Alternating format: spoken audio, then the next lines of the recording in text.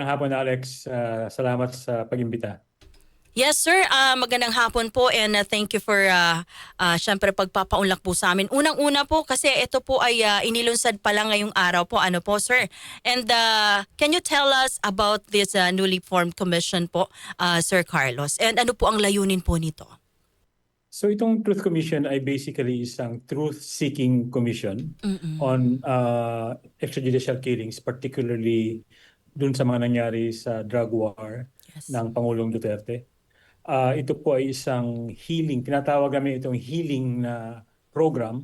Okay. Ang layunin nito ay kausapin, idokumento at Mm-hmm. ilabas yung mga kwento, testimonya ng mga namatayan sa drug war.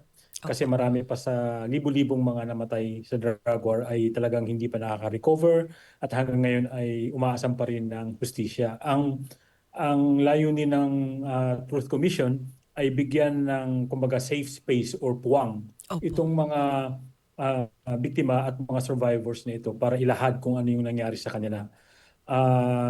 At the bottom line po nitong commission nito ay hindi po ito isang parang ICC, hindi po Mm-mm. ito korte, Opo. hindi po ito prosecutorial yung kanyang mandato, kundi ito po ay yun nga, Healing. labas paglalahad ng mga karanasan ng Yes po. mga namatay sa drug war para na rin Maka-move makakuha ng on. aral at Mm-mm. baka may mga makuhang mga testimonya ay Opo. magamit na rin ng mga ibang ahensya ng gobyerno para habulin yung mga dapat habulin. And ano po yung proseso po nito? Halimbawa kung kakala po kayo ng mga impormasyon mula po sa mga kaanak, pamilya po at ang survivors po ng EJK or war on drugs, Sir Granda. Opo, ang gagawin po namin ay mag-iimbita kami ng mga survivors, witnesses, Mm-mm. kung mayroong mga biktima mismo na nag-survive sa mga killings ay hihikayatin namin sila mag-testify dito sa commission. At kasama na rin yun sa mga iimbitahan namin na pwedeng magsalita or maglahad ng kwento nila sa commission ay even yung mga perpetrators Okay. ng mga kapulisan na gustong maglahad ng side Testify. nila o kung ano yung nangyari. Mm-mm. Itong aming purpose dito ay hindi lang siya tipong maglabas ng samaan ng loob yung mga biktima, Opo. kundi maghanap ng paraan kung paano ma-reconcile ng bawat panig yung kanilang mga damdamin. Mm-mm. Siyempre, labas pa dito yung usapin ng accountability kasi at the bottom, ang pinaka kaibuturan nito ay dapat talagang magkaroon ng accountability kaya lang mahihirapan yung nasa poder, nasa gobyerno na gawin yan kung hindi pa nilalahad yung kwento ng mga biktima. And aside from that, sir, nabanggit niyo po, pwede po kayong kumuha sa parte po ng PNP, things like that. And meron po ba kayong kaagapay o katuwang po na government agencies po para po dito? Itong Truth Commission ay civilian-led at saka Okay. church-led. So Okay. walang gobyerno dito. Opo. Walang political party, walang Mm-mm. partisan interest na nakasali dito. Itong komposisyon ng commission ay kung nakikita mo yung mga commissioner na kasama ko, iba-iba kami ng larangan. Opo. Dito ako, media, documentation. Andun si Dr. Fortune for forensic pathology, yung pag-iimbestiga ng mga bangkay. Andun Opo. si Dr. Al Fuertes na trauma naman yung kanyang, tsaka psychotherapy yung kanyang focus. Yes. Andyan din si Vincentian Priest Father Danny Pilario na human rights education, reaching out to the education sector. At lastly, andyan si dating ICC Judge Raul Pangalangan na siya he will make sure na yung ginagawa namin ay naaayon sa due process at walang nalalagay sa alanganin. Alright. And sir, sa ngayon po ba, nasaan na po ba tayo? Doon po sa side naman ng mga EJK victims. Kumbaga, nasa ang proseso na po tayo patungo po doon sa, kumbaga, magkaroon ng hustisya yung ating mga biktima ng war on drugs? Well, unang-una, andyan nga yung ICC, no, Mm-mm. Alex. So, tuloy-tuloy yan. At ito ang nakikita ng marami sa atin na isang malaking bagay para sana mabigyan ng hustisya at katarungan yung mga nawalan ng buhay sa Opo. drug war, no? At nabanggit ko kanina, wala kaming kinalaman sa ICC, hindi pareho ang mandato namin sa ICC, Mm-mm. pero nire-recognize natin yung papel ng ICC na gawin ito. In fact, kung meron mang bagay na pwedeng pasukan ito ng Truth Commission ay makausap or mailahad yung kwento ng mga biktima ng drug war na hindi kasama doon sa ICC investigations. Okay. Patungkol naman sa kung ano na ang kalagayan ng mga biktima ngayon sa drug war, malakas pa rin naman ang loob nila at maraming mga grupo na tumutulong sa kanila katulad ng Project Paghilom ni Father Flavio Villanueva, yung Rise Up at iba pang mga grupo ng Yes.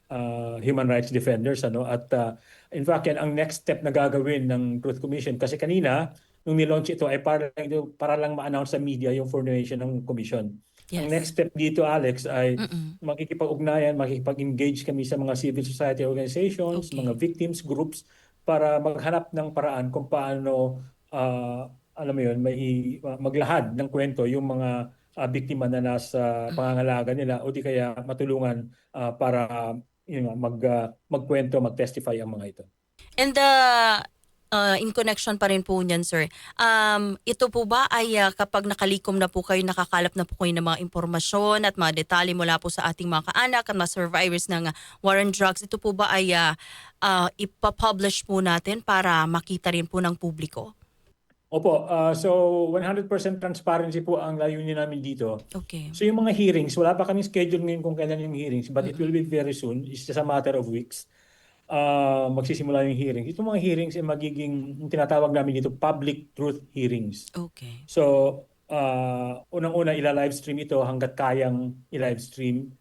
Depende siyempre doon sa consent ng mga magsasalita. Opo. At siyempre, andyan yung konsiderasyon ng security. Dapat walang malalagay na alanganin ang safety at security ng mga magsasalita. So, magpapublish ang komisyon every now and then ng periodic reports tungkol dun sa mga nadaanan na namin, siguro once every 6 months. Opo. At ultimately, pag natapos na ito, ay magpapublish ng final report tungkol sa mga nadiskubre. Lahat ito ay transparent. Siyempre, kung ang may mga kakausapin kami na ayaw magpakilala o ayaw nilang matuntun sila kasi nga for security reasons, hindi namin nilalagay. Pero yun nga, dito ngayon papasok yung expertise ng mga nasa commission at saka yung mga iba-ibang division ng commission na gagawa nito. So, sinisiguro natin na ang seguridad ng mga witnesses ay mabibigyan ng pansin. Yes, sir. And ano pong inaasahan niyo po, sir, sa Crimes Against Humanity naman po na case ni FPRRD? Reaction lang, sir. Siyempre, I'm speaking not for the commission but personally as a long-time human rights advocate. Siyempre, inaasahan natin na mag-prosper itong kaso ni against kay PRRD sa ICC at tingin naman namin mukhang umuusad naman talaga papunta doon. Pero isa lang itong ICC for accountability kasi nga kung maalala natin between 2016 and 2019 lang yung mga kaso na saklaw nito. Ang problema ngayon dito, marami pang iba na hindi saklaw ng jurisdiction ng ICC ay hindi pa rin nado-document. So, doon tayo papasok. No? Pero ngayon, mabalik tayo sa ICC, siyempre very, very hopeful kami at sana dyan magsimula na yung process ng accountability talaga na talagang meaningful. And sir, reaction lang po kay Senator Bato na kasangkot din po at meron na po siyang ICC warrant and isa na po siyang pugante. Ano pong masasabi niyo ngayon na medyo nawala na naman po at nagtatago na naman itong si Senator Bato, sir? Yeah. Well, again, speaking personally, not for the commission, but personally, as somebody who's documented all of this and been watching yung sa case ni Bato, siyempre nakakalungkot na kailangan dumaan sa ganito yung Senado at kailangan gawin nila yung ginawa nilang pagprotekta kay Senator Bato de la Rosa at naririnig nga natin itong napakadaming alitan tungkol sa whether kailangan may karapatan bang ipaaresto ang gobyerno, si Bato ng gobyerno. Nakakalungkot lang na umabot sa ganun na may mga effort na sagkain yung paggulong ng hustisya pagdating kay Bato. Pero ang bottom line dito, kailangan niya managot. At sabi nga, kung wala naman talaga siyang kasalanan, harapin niya. Nagyayabang-yabang siya dati. Kailangan niyang harapin niya. And siguro, sir, yes po, go ahead. Huwag siya magtago sa palda ng mga senador. And alam niya naman po siguro, sir, na naging PNP chief siya. So alam niya po yung proseso. Kung halimbawa pugante na siya or fugitive, di po ba? Oo naman, definitely. Alam niya yan. Ito na ngayon ang ano natin ito nga ngayon sinasabi natin na hindi nila pwedeng sabihin ngayon na hindi sila kasama dito or that hindi nila alam yung mga implikasyon ng mga ginawa nila kasi they were in it from the very beginning. So kailangan nilang managot. So do you think, sir, na talagang should I say kasabwat yung mga senador, especially yung nasa majority ni Senator Bato de la Rosa, and pwede ba Your silang guess is as good as mine, Alex. No? Ayoko mag-speculate masyado, pero nakita naman natin yung nangyari sa Senado. I mean, they can deny all they want. But I would like, just since nabanggit mo yung Senado, I would just like to take an exception doon sa sinabi ni Alan Peter Cayetano, Senate Okay. President, tungkol sa sinabi niya na yung drug war niya ay isang campaign for human rights. Kalokohan yan.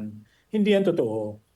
Isang insulto yan sa napakarami, sa libo-libo mga pinatay ng drug war. Opo. Hindi nila pwedeng sabihin na dahil gumamit ng droga yung mga tao, kailangan ng patayin. In fact, wala pa naman nagpapakita ng mga dokumento talaga o statistika nagsasabing yung mga gumagamit ng droga ay ganito o ganito kadami ang pinatay nila para masabi natin kailangan din silang patayin. Kalokohan yun. Hindi kabalintunaan yun at hindi siya dapat paniwalaan ng publika. Alam naman ng mga mahihirap na mga Pilipino lalo sa urban poor area kung ano ang nangyari mula noong 2016. Hindi yung campaign ng human rights. Iyon ay campaign ng brutality Yes. para maluklok at manatili sa pwesto ang Duterte. Mhm. And sir, balik po tayo dun sa binuo po nating komisyon. Ano po ang inyong, kumbaga ano po nga asahan ng ating mga kaanak, pamilya at survivors po ng EJK dun po sa ating Truth Commission mula po sa inyo? And Well, mensahe nyo po. yeah. Ayaw naman namin masyadong mag-set ng napakataas na expectation sa Okay. commission. Pero malinaw naman ang mandato ng commission. Truth-seeking kami. Kakausapin namin kung sino man yung gusto maglahad ng mga nangyari sa kanilang kwento. At in the hope na yung paglalahad na yun ay mayroon tayong mga makukuhang mga informasyon at matututunan para makamit natin ang hustisya down the line. Yes. Sabi ko nga kanina, ang magiging resulta nito ay maglalabas ng dokumentadong ebidensya kung gaano kasama yung nangyari ng drug war. At bahala na ngayon yung gobyerno kung ano ang gagawin nila doon sa mga ebidensya na yun. Kasi kami mismo sa commission, wala kaming magawa tungkol doon. Hindi naman kami korte. Opo. Ngayon, kumbaga, ang bottom line, I think, Alex, is na gagawin naming mahirap para sa gobyerno na to na i-deny or i-dismiss or i-ignore yung nangyari nitong mga nakaraan patayan. In fact, just to point out, Alex, na tuloy-tuloy pa rin naman ang patayan na drug-related. Hindi na kasing sama noon, Opo. pero tuloy-tuloy pa rin. At isa sa yan sa mga dapat tingnan din ng gobyernong Marcos. Kasi again, tinasabi natin noon pa na dapat itigil na ang polisiya ng drug war. Kasi walang mabuting nagagawa yan sa publiko. And with that, sir, thank you so much for your time and good luck po sa Truth Commission, and umaasa po kami sa mga, syempre, kami po tatawag muli para po sa makumusta po namin kung ano na po yung proseso po at maginagawa po natin. Thank you, Sir Carlos Conde, and God bless po. Ingat po kayo. Salamat, Alex, and maingat din po kayo. Ayan, mga kasama, si Sir Carlos Conde, Commissioner